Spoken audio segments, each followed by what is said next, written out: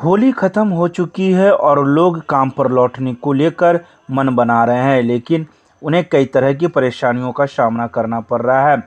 एक तरफ लंबी दूरी की ट्रेन दिल्ली, मुंबई आदि जगह जाने वाली ट्रेनों में कन्फर्म टिकट नहीं मिल पा रही है।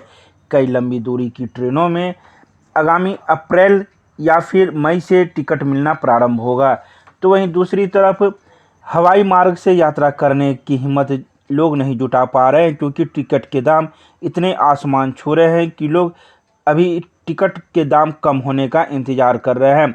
आपको बता दें कि 21 मार्च को स्पाइस जेट में दरभंगा से दिल्ली का किराया 6,842 रुपये है। तो वहीं 22 मार्च को इसकी कीमत 5,686 और 23 मार्च को यही किराया 5,146 रुपये है, जबकि 24 मार्च को टिकट का मूल्य 5,056 रुपया है।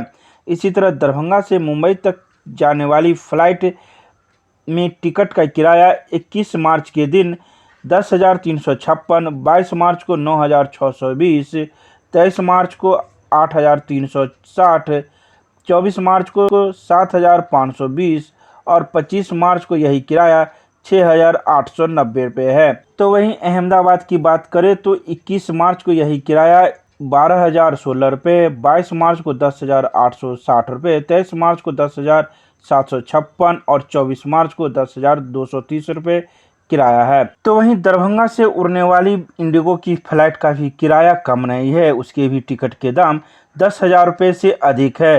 तो वहीं हवाई मार्ग से यात्रा करने वाले लोग 2-3 दिन इंतज़ार और कर रहे हैं, क्योंकि अगर टिकट के दाम कुछ कम हो जाए तो हवाई मार्ग से ही यात्रा की जाए, क्योंकि ट्रेनों में बर्थ खाली नहीं है और वहाँ भी सीट मिलना मुश्किल है।